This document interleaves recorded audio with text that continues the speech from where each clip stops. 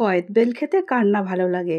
আজকে আমি রোদ্দুরটা খুব ভালো দেখেই একটা কয়েদ বেল নিয়ে মাখতে বসে গেলাম। 2-3টে দেখি খারাপ হয়ে গেছে, কারণ বাজারে এখন কাঁচা কাঁচা কয়েদ বেল বিক্রি হচ্ছে।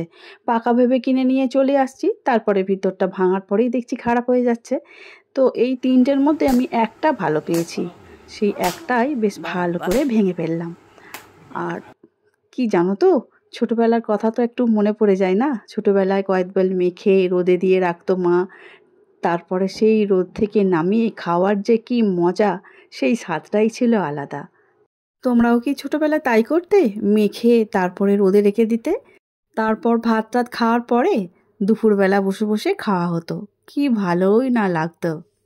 তারপর তো ছোটবেলায় স্কুল যাওয়া ছিল, তাই না? স্কুলেও যেতে হবে, একটা দিনই হাতে পেতাম, সেটা হচ্ছে রবিবার। এখনো বারবার সেই ছোটবেলায় ফিরে যাই। আর কি বলতো, ছোটবেলায় খাওয়ার জিনিস যেটা ভালো লাগতো, এখন কি বড় হয়ে গেছি বলে সেই খাওয়ার স্বাদটা কি বদলে গেছে? না, একদমই বদলায়নি। একদমই সেই টেস্ট, সেই ইচ্ছা সব কিছুই তো রয়েছে। তাহলে কেন এখনো মেখে খাবো না বলো তো? আজকে আমি কোনো রেসিপি নিয়ে আসিনি, এটা আমার মাখার ইচ্ছা হয়েছিল, তাই ভাবলাম একটু মেখে খাওয়া হোক, আর আমার বন্ধুদের সঙ্গে ভিডিও করে একটু শেয়ার করি। বেশ কিছুটা ধনেপাতা, বিট নুন, টক মিষ্টি ব্যালেন্স করার জন্য একটু চিনিও দিলাম। আর কাঁচা লঙ্কা কুচি, সর্ষের তেল দিয়ে খুব ভালো করে জম্পেশ করে মেখে নিতে হবে। আমরা কিন্তু ছোটবেলা বাতাবি লেবুর যে কচি কচি পাতাগুলো বেরোতো, সেই কচি কচি সবুজ সবুজ পাতাগুলো ছোট ছোট করে কুচি করে এই কয়েদ বেলের সঙ্গে দিয়ে চেপে চেপে মেখে নিতাম। আর ওই বাতাবি লেবুর সুন্দর গন্ধ পাতার এত ভালো লাগতো যে কয়েদ বেলের স্বাদটাই কিন্তু আরও অনেকটাই পাল্টে যেত। সব কিছু দেবার পরে খুব ভালো করে চেপে চেপে কিন্তু মেখে নিতে হবে, মার মতো করে, বুঝেছো? যেমন মা মাখতো ঠিক সেইভাবে মনে করে করে মেখে নিতে হবে। তাহলে দেখবে মায়ের হাতের টেস্টটা তোমার হাতের মধ্যে দিয়েই চলে এসেছে। কয়েদ বেল মাখা একদম কিন্তু রেডি হয়ে গেছে।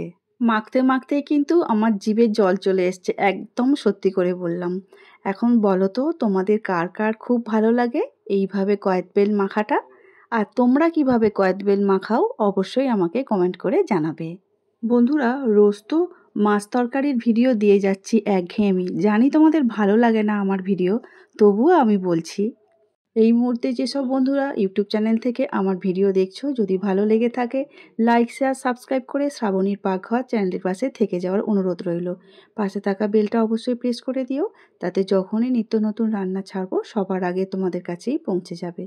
আর ফেসবুক পেজ থেকে দেখছো বন্ধুরা, প্লিজ পেজটিকে ফলো করে দিও। সত্যি বলতে আর আমি থাকতে পারছি না, অনেকক্ষণ ভিডিও করেছি, একটু আমি না গালের মধ্যে দিলে বা মুখের মধ্যে দিলে আমি কিন্তু আর তর সইতে পারছি না।